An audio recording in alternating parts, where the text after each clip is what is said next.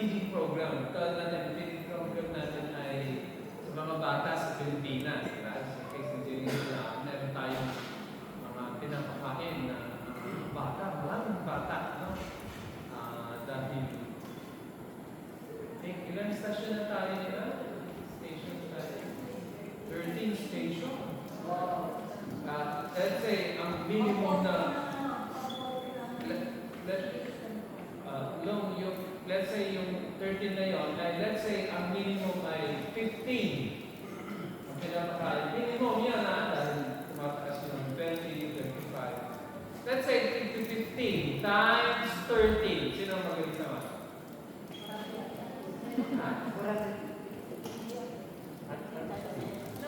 Ano? 15 times 13. 1.5. 1.5? 195? 15 times 15 times 13. 185.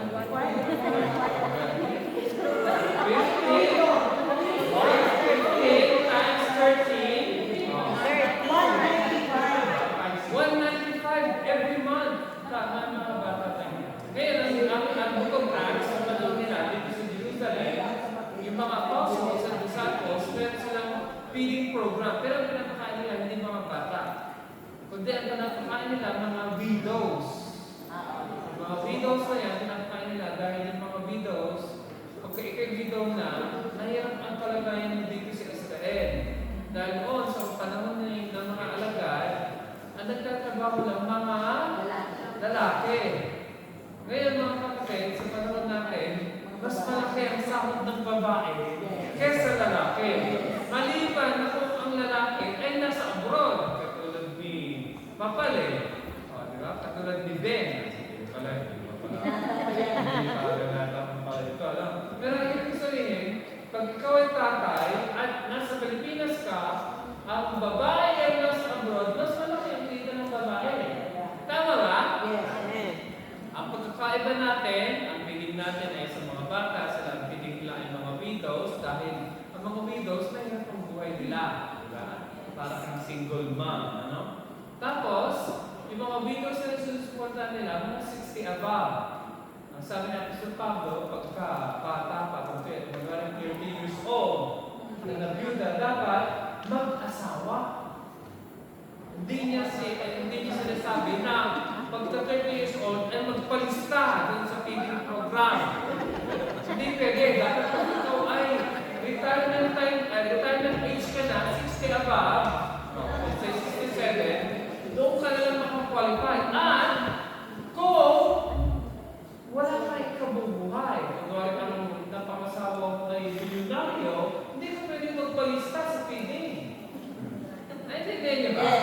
Ang feeding natin once a month, pinapakain natin, dituturuan natin ng Bible yung mga bata.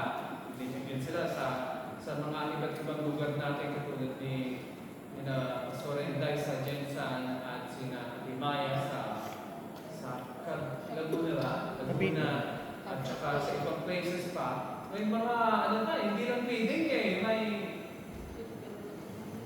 kung saan nila kinukuha yung pera, dahil lang $100 lang. Yung may relief. Sabi ko, kung minsan pag may nakikita kong relief, gusto kong papilahin ng kuya ko. Sa feeding namin para makakuha pa din ng relief. Minsan sa Mindoro, grabe ang bigay sa Pasig. Talagang maraming binibigay na. Kung hindi natin sa ganang church nila para mga iba nagsa-sacrificial giving, tulad ni Gabagis, hindi natin sa ganang bigay kay Ate Lori, ganyan. Hindi natin alam kung saan galing. Sa atin ay ganun lang. Pero sa Jerusalem, yung feeding program nila noon, sa panahon ng mga apostles, daily nagpapakain. Daily, pero marami ang mundo nila. At for sure, mga kapatid, malaki yung feeding place nila. Dahil kung ang feeding nagka-problema sila dahil sa dami ng mga dinidistributan, ang mga dinidistribute dito sa Jerusalem, talagay ninyo, ang mga inassign nila ay mga Hebrew speaking o mga Greek speaking. Kunwari, may feeding dito sa Jerusalem. Sino ang mga i-assign? Mga Hebrew speaking o Greek speaking? Obviously, ang i-assign mga Hebrew speaking. Ngayon, ang mga Hebrew speaking na mga nag-distribute, sino ang binibigyan ng marami? Ang Hebrew speaking o Greek speaking? Siyempre. Malapit sa dibdib. Diba? Kunwari, kung Ilocano ka, at ang presidente natin Ilocano, may mabor ka. Sa aming mga Pagkalatok at sa Tagalog, sabi na dyan muna kayo, ito muna mga Ilocano. Siyempre, ganun din. Nung panahon ni Duterte, Bisaya muna. Bago Pagkalatok, bago. Obviously, kung Pagkalatok din ang presidente, unahin na muna yung mga Pagkalatok ang ipapasok sa gobyerno kahit hindi magaling, mga Pagkalatok. Tama ba ako? Mali. Tawag natin dyan. Abo. Malapit sa palay. Hindi, siyempre, alapit sa kusina, sabi ni Jesus na Rebelde. Ganun talaga ang kalakaran, ano? Ganito din, ganun din ang nangyari. Ang problema, yung mga Hebrew speaking, pasal bakit nagkaroon ng Greek speaking? Di ba, ang mga Hudyo na-disperse sila sa iba't ibang lugar. Di ba? Sa panahon ni Jesus, sa panahon ng mga apostol, ang popular na salita ay Aramaic. Sabihin nyo, Aramaic. Parang ano din niya, parang Hebrew din, kaya parang medyo Arabic ang tunog niya. Pero ito, makaligay mabuti. Dahil ang mga Hudyo na-disperse, tapos bumalik sa Jerusalem, dala-dala nila yung mga language ng Greek nung sila nakabalik sa Jerusalem. Maliwanag ba yun? Kaya mayroong dalawang grupo ng feeding sa Jerusalem Church. Mga Hebrew speaking, tsaka mga Greek speaking. Bakit basta Greek? Dahil may kasabihan sa panahon ng Acts, sa panahon ni Jesus, all roads lead to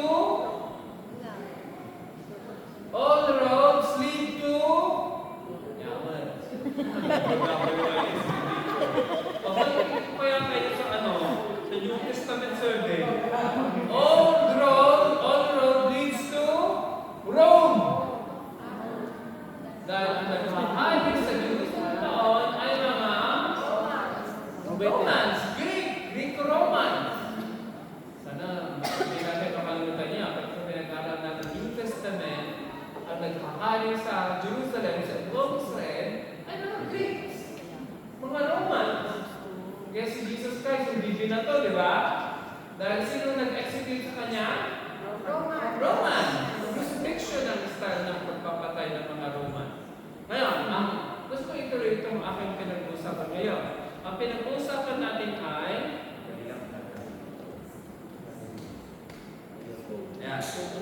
usapan natin ay yung feeding program. Ngayon, iba sa kanila dahil daily, marami ang main problem nila, nakadoble ng kumain yung Hebrew speaking, yung Greek speaking, hindi na kaisa. Naintindihan nyo ba yun? May dayaan. Imagine, church ngayon, may dayaan. Kaya may solution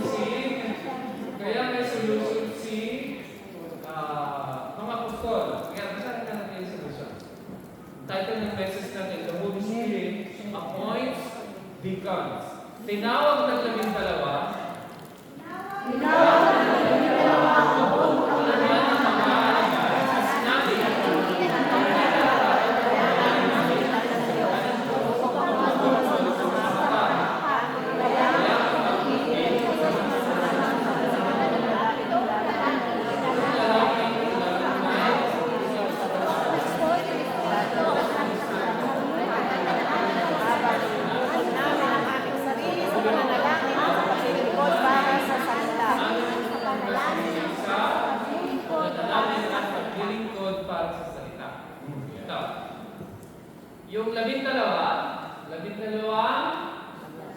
apostol, that was disciples.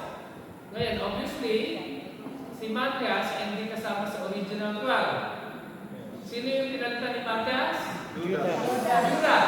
Diba? Kaya yung 12 na yan, sila pa rin ang leaders ng Jerusalem Church. Sabi nila, hindi namin pwedeng pabayaan yung pangangaral ng salita ng Diyos upang maglingkod sa hapag. Ano yung sabihin ng paglingkod sa hapag? Feeding ministry. Feeding program. Sabi nila, hindi kami dapat aalis dito sa pangangaral ng salita ng Diyos para kami ang mag-feeding. Ano nga ba yun? Gusto ko i-highlight yun. Ano? Dahil in as much as ang pastor ay pwedeng mag-operate sa lahat ng area, no? Pwede kong taga-linis, pwede akong taga-walis, pwede kong taga-serve, pwede akong taga-limpla ng papel, pwede kong gawin lahat. Tama ba? Ang main na trabaho ko ay mangaral ng salita. Tinagay ko sa taas, the main ministry of the apostles is the preaching of the word. For that matter, hindi lang apostles ang tinuturo niya, kundi yung apepti. Sabihin nga natin, apepti. A, P, E, P, T.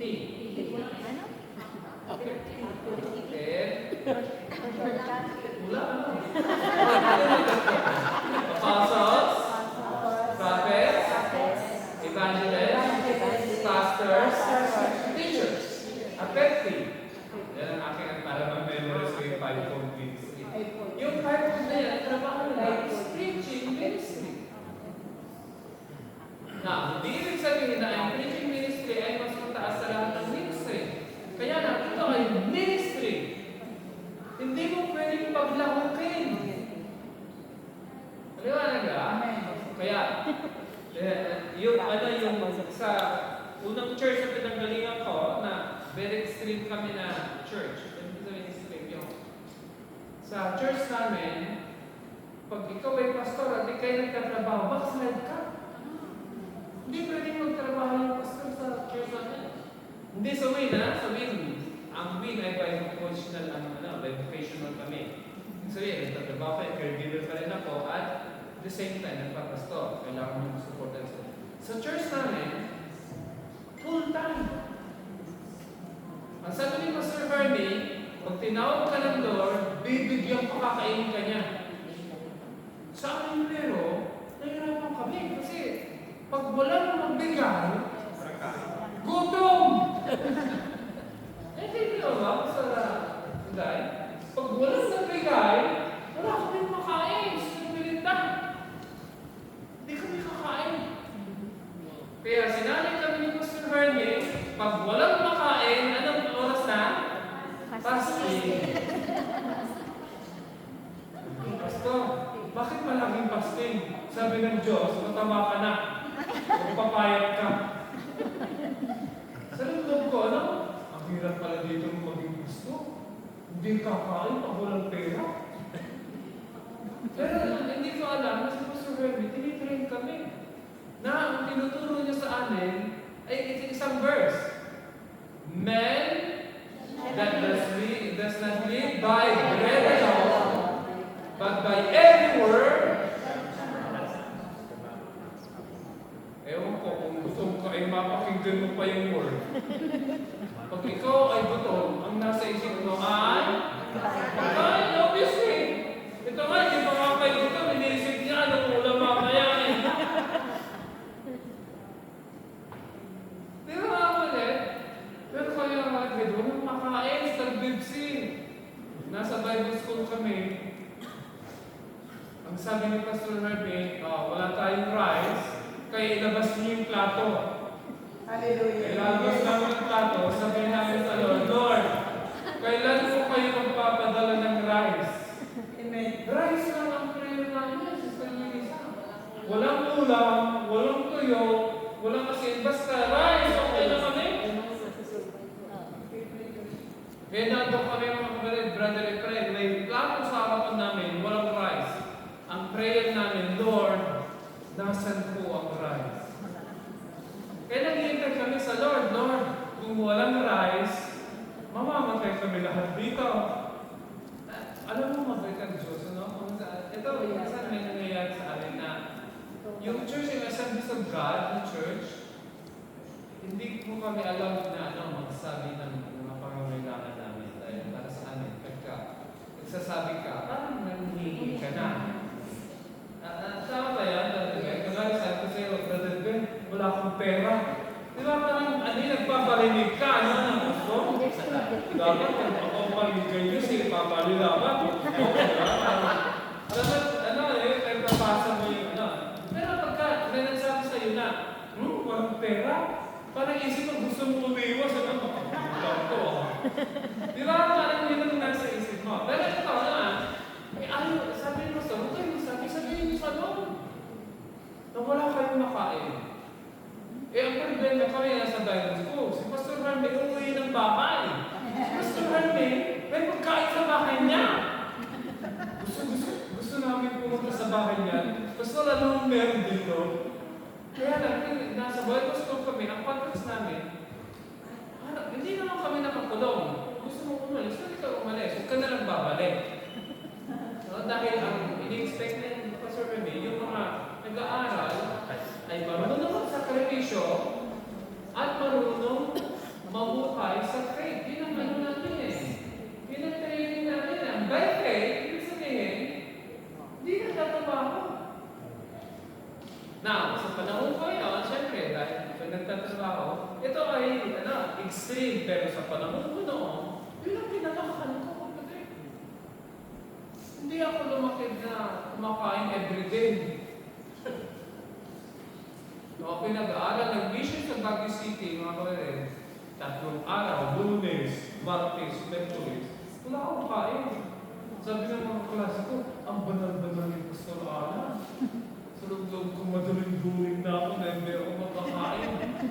Daanan ko na lang sa inom. Kapatid, hindi ka pala mamamatay pag iinom ka ng tubig. Ayun na, alam ka ito. Huminga ka lang, Dapat huminga ka, Pero pagka inom ka ng tubig, wala mo lang kakain ng 3 days. Basta wala ka din lang siguro problema sa ulcer, bata pa naman kami, Basta bakit mo sinasabi ito? Dahil tinuturuan kami yung Pastor Remy. A man shall not live but by ang problema ng application nito, Pastor Aglo, ay literal. Literal na buto. Tanong ko, Brother Charlie, palagi mo, Brother Charlie, may natutunan ako doon. Ha? Palagi mo natutunan ako? Wala na. Sa hindi pagkain. Hindi ka makakain si Pastor. Palagi mo may natutunan ako sa hindi pagkain. Meron. Oo. Certes, alam mo ba pag hindi ka kumain, mas grabe ang prayer mo kaysa kumain ka? Totoo. Yes. Kasi wala na Sino nakaranas dito lang gutom na gutom at nagpipray? Amen. Yes. Walang tataas ang kamay dahil hindi ka naranasan magutom. Naranasan namin pero Tuesdays. may target kami. Ito gusto ko Asin. lang. Gusto ko lang i-share ito, pero kaya ayos ko yung huwag niyong gagayahin ito dahil hindi maganda sa health.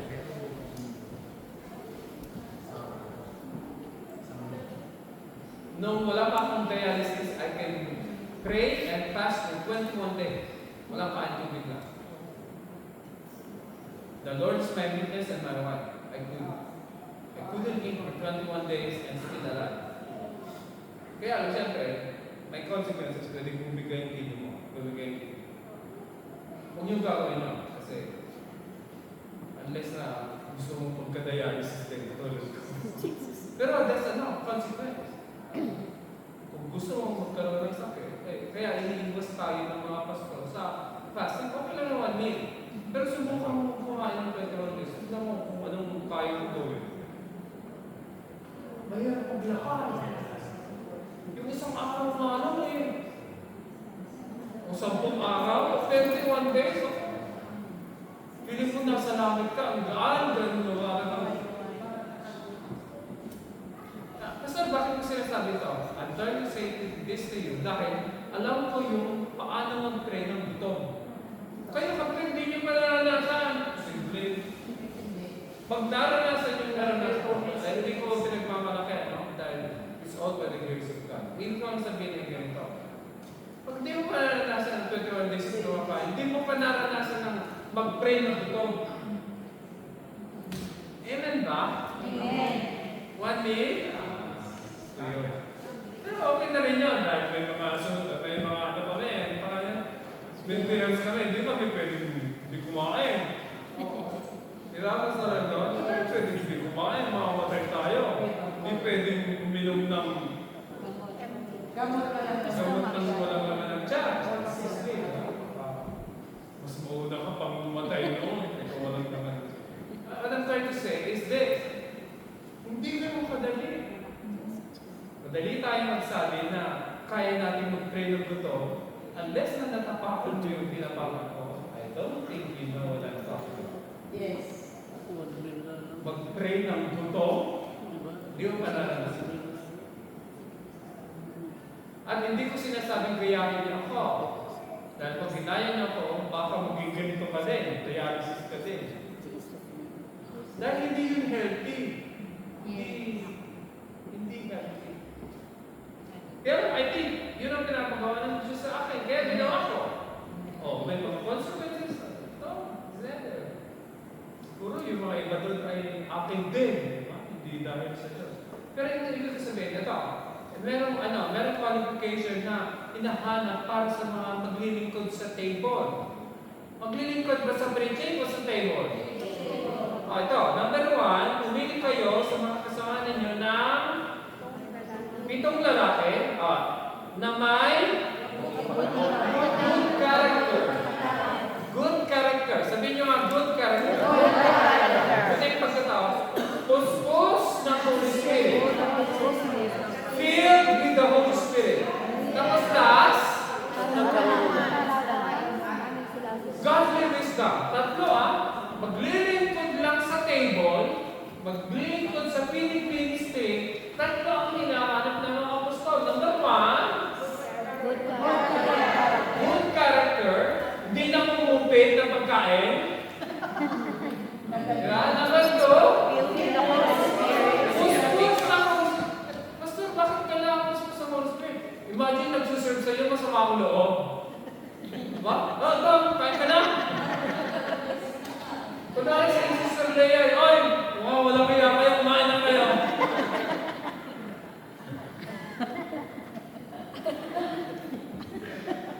Di ba parang hindi ka nakakain, pero take mo. Huwag na ko. Naintindihan niyo ba? Una, dapat ay good character. Hindi nagnanakaw ng feeding, no? Pangalawa, Mag-Sharon. Filled by the Holy Spirit. oo, dapat may joy of the Holy Spirit, may peace, di ba? Masaya. Alam niyo ba ang sikreto ng mga nagluluto kaya masarap? Masaya silang nagluluto. Sana tingnan.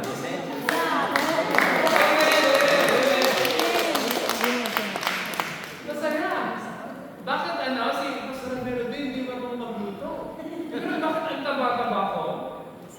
Ginagawa siya because of love. Amen. Diba? At because of love, kahit hindi masarap, masarap na din. Masarap yung adobo, Pastor. Si Pastor Romero din ang kapit, sumarap na ang pagkain, nung ginaya niya si Nettie, gumamit ng magic mix. Pero nung di nagamit, sabi ko, bakit? Imam, itong bigay ni Nettie, at saka itong luto mo, tikman mo, magkaibang lasa. Sabi niya, oo nga, gusto mo bang masarap? Sabi ko, oo. Nilagay niya magic mix. Kaya masarap ang luto niya, mga kapatid. Nakakutso na siya kay Nettie. Sabi ko, praise God. Pero kapatid, yung mga mix na yan, hindi na delikado, ha? Kung gusto niyo mahaba ang buhay niyo, huwag gaanong asin, huwag gaanong, Patis. Mapapasarap yun, yung condiments.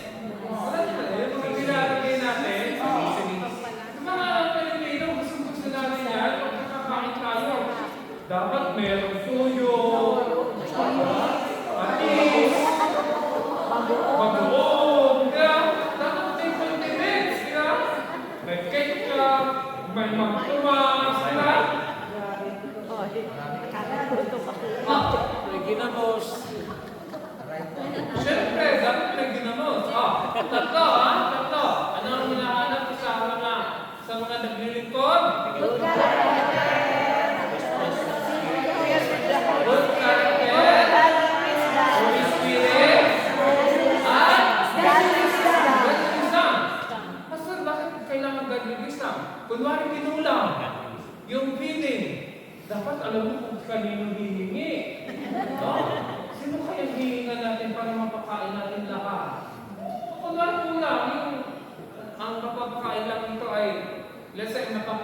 na widows ay 200, ay may nagpamisa na 250. Diba yung 50 pang makakainin everyday?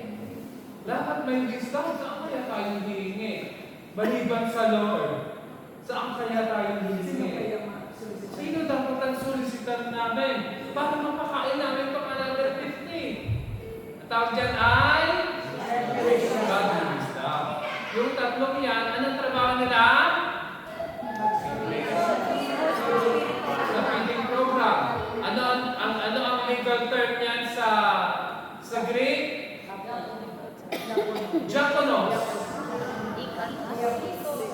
Yung tinatawag natin sa English na? Deacons. Tanong, ang deacons ba ay preacher? Kaya ibig sabihin, dito sa church natin, maraming deacons. Diba?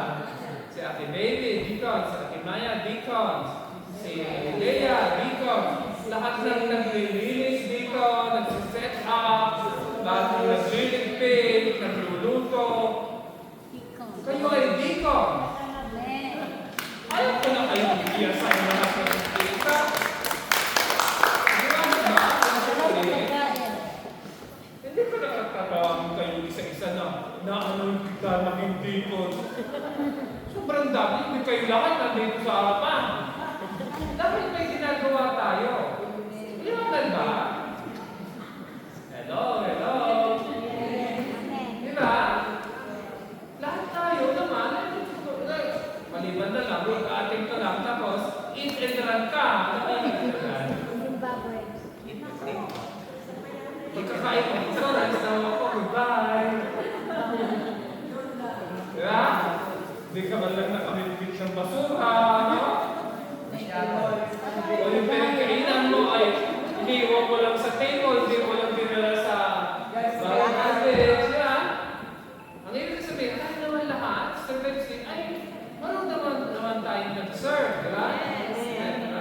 Lahat tayo ay diakonos.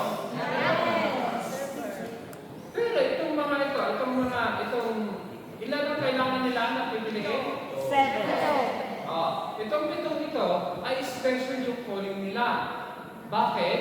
Hindi church context na katulad natin na nagsiservice lang ng Fridays, Saturdays, and Sundays. Sila ay everyday activity. Kailangan talaga nila ng full-time worker. Maliwanag ba? Kailangan talaga nila yung nagkakakain. Mahirap maging part ng diakono noon.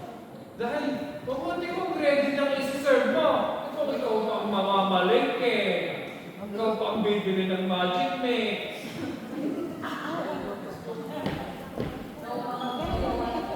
Ikaw pa ang iisip kung saan na kukunan yung pagkain, kulang yung pondo natin na bigay ng mga apostol. Saan tayo kukuha ng pandagdag? 250 ang pakakainin natin. Ang budget natin para sa 200 lang.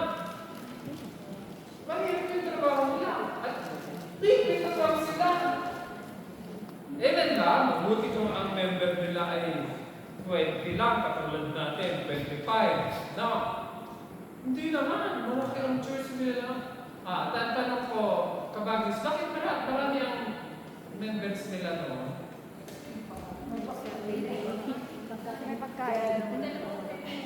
Oo. Pagka meron kang ministry na tumutulong sa may hirap, malaki ang ministry mo. At i-share ko yung sabi sa akin ni Ate Maya, ano? Sa Ate Maya, ilan ang regular niyo member dati? 30. Nung nagka-feeling kayo, ilan na? 100!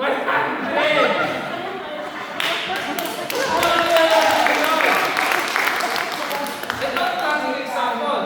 Nung wala sila, may feeling tayo sa Laguna. Nung wala pa silang feeding, 30. Nung nagka-feeding, ilan na? 100! 70 ang daan!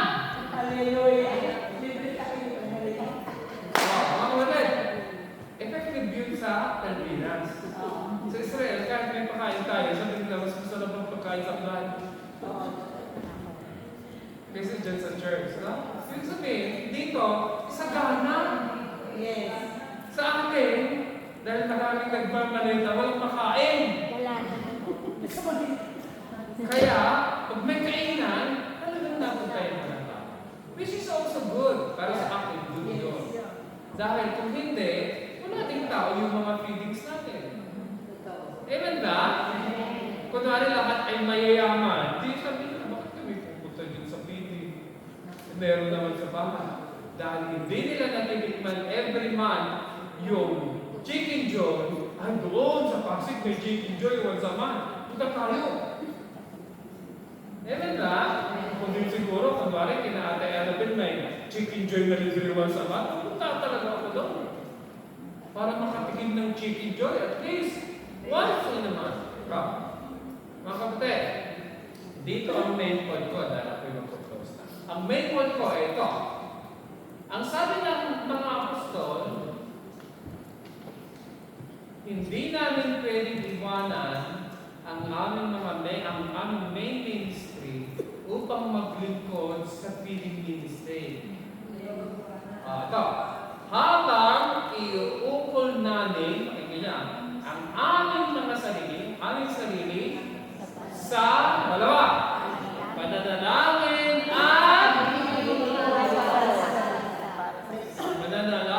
at pamamaral. Say with me, prayer and preaching. Say with me, prayer and preaching. Dalawa ang main job description ng mga apostol. Prayer and preaching. Somehow, sa economy ng Diyos, you cannot serve tables and at the same time pray. Pag ang ministry ko ay sa pagkain na lang, pagkain ka na lang. Dahil hindi mo pwedeng pagsabayin ang pag-feeding ministry, tapos ikaw ay mag-preach. Dapat, dahil ang preaching, hindi lang preaching. I wish ang preaching ay preaching lang. Sa likod ng preaching, dapat may prayer. Amen ba? Amen. Pinakamadali ang preaching dahil nandito ka na. Pero pinakamahirap gawin yung prayer. So, preaching dito lang eh. Sasabihin mo lang yung sinabi na. Yung mag-pray, mahirap. Yung discipline na prayer, mahirap. Mas gugustuhin natin pumusta sa kainan kaysa umatin ng prayer. Yes. Ayaw niyo mag-amen. Yan naman ang totoo. Yan naman ang totoo. Mas gusto natin ang prayer meeting kaysa prayer meeting. Dapat, kahit ako din, pag walang pagkain, hindi ako atin. Dapat prayer meeting. At least, pagkatapos mo napagod mag-pray, kakain ka.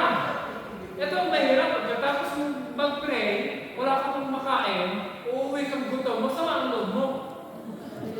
Yaman, wala man lang kape, biskuit. Dapat meron, ano? Kasi nasanayan natin, yan ang culture ng Pilipino. Amen. Diba? Pag nag-gather tayo, dapat meron pag walang kainan, bernisan ko yun. Ang tawag natin, ngiling. Alam niyo yung ngiling? Yes po. Ngiling. Hindi ka kakain.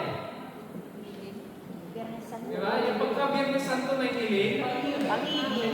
Ha? Pangilin. Pangilin po. Pangilin. Pagkatuto ako eh. Pangilin? Pangilin, di ba? Pag pangilin, ang tawag natin doon, Biyernes Santo. Pero dito sa Friday prayer, tinatawag din natin Shabbat intercession. Kahit Biyernes Santo, may pagkain. Amen. Hindi kami nangingiling. Amen. Basta bakit? Kasi yun yung time natin as brothers and sisters. So, alam mo, nagtagpang pa mga kapatid na yung mga ibang kapatiran hindi nagsasalita pag gutom. Pero pag busog na sila, all of a sudden, nag-open na sila ng nasa heart nila. Pero pag gutom sila, ayaw nang sabihin, no? Pero pag nakakain ako, siyempre, may energy na mag-barricade. Kanina, gutom pa. Basta, bakit ko sinasabi ito? Gusto ko yung i-highlight ito. Tayo lahat ano, iba-iba ang calling natin, yung mga iba ay deacons, para sa ating deacons. Pero may mga katulad namin. Katulad ko, Pastor Melody, Pastor Dog, Pastor Iday. May mga pastor. Ang primary ministry namin ay dalawa. Prayer and preaching of the word. Alam ang pinakamataas sa lahat, dahil pinakamadali ang preaching. Ay prayer. Hindi ako naniniwala sa pastor na hindi marunong mag-pray. Kung ikaw ay politiko lang, mag-politiko ka na lang. Dahil ang totoong pastor, ang main ministry niya ay prayer. Sa mga pastor, hindi pwede iwanan namin itong aming dalawang gawain para mag-feeding. Focus si mga apostol. Ang alam nila, ang trabaho ng mga apostol, propeta, evangelista, pastor at guro ng Bible ay mag-pray. Pag hindi ka nag-pray, hindi ka pwede mag-preach. Kaya dapat yun ang master natin. Yun ang unang tinuro sa akin ni Pastor Hermes. Alan, the best way para ikaw ay maging the best sa prayer, fasting. Pag maraming laman ng tiyan mo, hindi ka makapag-pray. Sabi ko, Pastor, parang pag ako'y gutom, hindi ako makapag-pray. Eh na, sabi niya, Alan, sanayin mo yung tiyan mo gutom. Dahil pag yan ay palaging busog, hindi ka matutulong mag-pray. Yes. At mga kapatid, natutulong ko mag-pray dahil ako'y gutom. Naranasan ko, Sister Betsy, na magutom. As I submit to you as I close, nagutom ako ng 21 days. At ayokong gagayahin niyo ako dahil ayokong pumunta kayo sa the same situation that I am. Pero pwede din, kung gusto niyo maagong mapatay katulad ni Camilo Principe at katulad ko. Jesus. Hindi, sa totoo lang, makamatay ka agad yung mahabang fasting. Makamatay yan. Kaya tama yung fasting ng 1 meal a day or siguro, alam mo yung OMAD, makain ka lang ng 1 meal sa isang. Tama na yun. Naintindihan na ng Diyos yun. Pero ito sabihin ganito. Ito ang ibig sabihin. Pastor, bakit ka nag-start ng ganyan? Kung minsan iba-iba yung calling natin. Pastor Freddy, I can remember Pastor Freddy, Jews fasting 40 days. Inulit niya yun, nag-share niya sa New York na. When he was starting in Jerusalem, 40 days, Jews lang. Walang iba, Jews. Ang nililin niya, Apple Jews. Religious Jews. Basta, iba-ibang Jews. Ang nililin niya. Wala na siyang Jews Day. Dahil yun ko sabihin, iba-iba din siguro sa calling, no? Pag ang pinapakol, ang pinapagawa sa iyo ng Diyos, ay magpastor sa Jerusalem, siguro you need to have a level of sacrifice na hindi ginagawa ng iba. Pastor Rabi, Austria, siya ang pinakamalaking Filipino church sa buong Israel, 100 members sa Tel Aviv. 40 days. 40 days ang fasting. Hindi siya basta-bastang buwan ba? Kaya siya lang ang pinakamalaking church sa Tel Aviv. Hindi siya basta-basta mga taong Diyos. Dapat pag ikay tinatawag ng Diyos, meron pang degree ng sacrifice na kaya mong ibigay sa Diyos kaysa sa mga katulad sa iba. Hindi ko kaya yung sacrifice ni Pastor Camilo na 40 days o ni Pastor Ruby na 40 days. But I can do 21. Since sa buong lifetime ko in Israel, I've done twice. Sa Philippines, I also have done twice. Kasi bakit mo ginagawa? I think pinapagawa ng Diyos sa akin. Kaya pag hindi pinapagawa ng Diyos sa'yo, ano gagawin?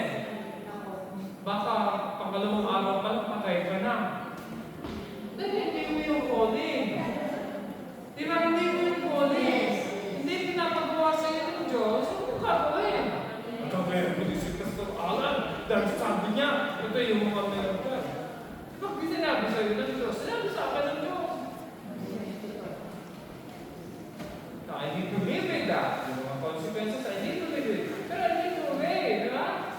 Basta ganun na talaga. Ganun ba? Ito ang pagkasabi ni Jesus sa Nikman kanina. Sino man sino mang nagmamahal sa kanyang magulang, mga kapatid, at sarili niyang buhay, higit sa akin, sabi ni Jesus, hindi karapat-dapat para sa akin. Narinig niyo? Ibig sabihin, pati yung sarili mo, kung mas mahal mo ang sarili mo kaysa yung plans and purposes ng Diyos para sa iyo, hindi ka pwede maglilingkod ng At one more din, although I'm very extreme in this preaching tonight, I need to tell you, na pag hindi ka pa talagang natutunan mong magluto, hindi ka talaga makakapagluto. At sa laki ng tiyan natin, mga kapatid, hindi ko alam kung natutunan nyo ng talagang magluto. Yes. Sa laki ng mga tiyan natin, I don't know if you really have done hungry talaga para sa kingdom. Yan, I don't say that to condemn. I say that na gusto mong i-challenge tayo lahat na kung anong sacrifice na pwede mong gawin. Kung di mo kayang hindi kumain, hindi kain ka ng kain, pero mag-show up ka naman sa church. Show up ka naman sa prayer meeting. Yung mga iba tinatamad pa sa prayer meeting, di ba? Amen? Kahit na sabi ko may pagkain na niluto si Kabagis, hindi ka pa rin nadating. Dahil alam mo, mas masarap ang ulam sa plat. Kesa dyan, pinapasuralan. Ang papakain ni Manang Gili ay pakbet lang. Sa plat ay may gado. Diba? May lamang loob. Diba? Gusto kong i-highlight ito, ang main ministry ng mga apostles and yung mga 5 ministry apostles, yung 5-fold ministry apostles, yung mga ministers. For that matter, ay dalawa. Mga apostles, prophets, evangelists, pastors, and teachers. Meron silang 2 main ministries. At kung, ako ang pastor niya, kung magkahiwa-hiwalay tayo, kailangan i-respect mo yung pastor mo. Dahil dalawa ang main ministry niya. Dalawa ang main na trabaho niya. Hindi magtrabaho at mag-serve ng table, hindi maglinis ng church, kundi Manalangin, prayer, and preaching. At kapatid, napakadali ng preaching. Sa akin napakadali ng preaching. Ang mas mahirap ay prayer. Okay. Mahirap i-focus yung isip na ikaw yung kaya kung minsan pag ikay nananalangin, doon papasok yung lahat ng alalahanin sa buhay. Kung kailan ka lang pray, doon mo naman naaalala yung mga dapat mong gawin, no? Kung ka lang pray, hindi mo maalala. Pero kung ikay mag-pray na, bigla lang, ito kailangan ipasok, ito kailangan i-pray, lahat na alala mo na. Kasi bakit gano'n? Dahil gusto ng kaaway, hindi ka mag-focus sa Lord. Gusto ng kaaway, mag-focus ka sa iyo. Gusto na ako. Ay, hindi ko pa nag-aaral mo. Hindi ko pa lahat ay yung para sa iyo. Pero yung time mo sa Diyos, nadi-distract ka. No? Kung minsan, nagpe-pray ka nga, galit ka naman kay BBM. Be counted yun! Di ba, Esther? Ito, mabibig ito Di ba? Dapat hindi ka doon. Yung may galit ka, dapat ipag-pray mo, Lord. Alisin niyo itong galit kung kayo BBM. Di ba? Huwag ka naman masyadong kayo. Kaya talaga, di ba? Kaya talaga masakit. Pero pag masama ang loob mo, sayang yung prayer mo. Gusto mo sayang ba? Oo. Dapat nag-ask ka na lang ng repentance, Lord. Huwag ka na lang nag-pray. Sabi mo, Lord, forgive me, Lord.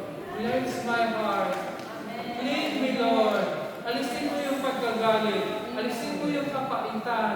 Alisin mo yung galit mo, no? Galing ka pa kay Remulia. Kay Lakso. Lahat na galit ka na. Diba? Kaya nga may church, yung church, ililiman tayo ng righteousness. Righteousness, peace, and joy. Paano ka magkakaroon ng peace pag galit ka sa politika? Paano ka magkakaroon ng joy? Pag nag-break ang nakikita mo, puro maleta. Ninakaw nila! Hindi ka makaano, hindi ka makamuon. Ano mo, video lang sa sining, kapatid. Pastor, paano? Lalakas sa sining. Sabi ko, Lord, makasalanan mo talaga ako, Lord. Tingnan yung heart ko, Lord. Punong-puno ng kapaitan. Sa manang nung lamang kay Bibi. Nakaw na niya pira. Kaya naman sa Lord, i-expose mo yung puso mo sa Lord. Basta bakit? Dahil pagka hindi mo na-confess yan, hindi mabubuhusan ng grace. Amen? Amen? Kasi bakit mahalaga yung sinasabi mo ngayon? Dahil sa akin yung prayer natin, nandyan lang. Hindi tumatagos pa kalamitan. At hindi tumatagos dahil marami tayong baggage. Marami tayong daladala. Now, don't get me wrong, meron din na nasasaktan din ako sa kalagayan ng mga Pilipino ngayon. And sa inyo, hindi ako nasasaktan dahil mga abroad kayo. Isang ikot nyo lang, napakalaki ng pera niyo, mas lalo itong naglalabada na ito. Yan. Amen, sa ikot na lang, magkakarga lang ng malita, 50 na kaagad yan. Kung minsan, ayaw nyo pang 50. 17. Saka na. Depende daw. Depende. Ngayon ko sabihin ako rin, sa inyo, hindi ko, pero I'm still a Filipino. My heart still goes for the Filipinos in the Philippines. Pero in as much as possible, pag ako'y mag-pray, gusto ko walang baggage. Gusto ko yung prayer ko, papunta na, hindi dito sa bubong.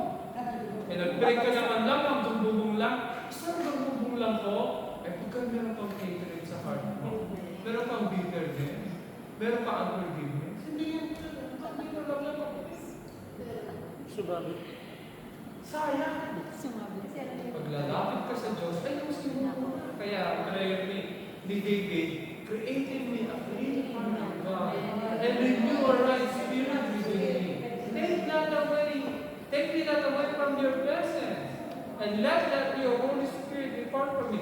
Ay, ibig sabihin ni David, huwag niyo hayaan na lumayo yung Holy Spirit. Pastor, ano ba na sa Holy Spirit na nagigilib ang Holy Spirit? Ang Holy Spirit sa bagong tipan, hindi na naalis, hindi ka tulad ni David. Pero, may mga time na nagigilib siya. Nagigilib siya dahil hindi malinis yung lalagyan niya. Anong lalagyan niya? Tayo. Dito nakatira ang Holy Spirit. Pagpuno-puno yan ng bitterness, anger, di ba? Unforgiveness. Kahit sino, no? Pwede, hindi kay BBM, pwede kay Pastor Alan. Yan ay meron kang bagay sa loob. Yung meron hanggang dyan na. Di ba sabi ng Lord? Ito. Sabi ng Lord, hindi mo marinig ang inyong mga prayer. Bakit? Hindi maikli ang aking kamay, pero hindi ko marinig ang inyong prayer. Because, yung kasalanan. Yung kasalanan ang nagpihila sa ating mga prayer na hindi makararaman sa langit. Pero kung ikay nag-confess ang iyong kasalanan at nagpasalinis ka sa dugo ng Panginoon, yung prayer mo ay tatanggapin ng langit. Lord, we thank you for tonight. We thank you dahil ang main ministry na binigay niyo sa inyong mga lingkod ay prayer at pangangaral ng salita. We pray, Lord, na kami as your diakonos, kami na inyong mga servants, ay mapuspos ng tatlong bagay. Una, good character, Lord, bigyan niyo kami. Puspusin niyo po kami, Lord, ng Holy Spirit. At higit sa lahat, ay bigyan po kami ng godliness. This we pray, Lord, in Jesus' name. And all God's people will say, Amen.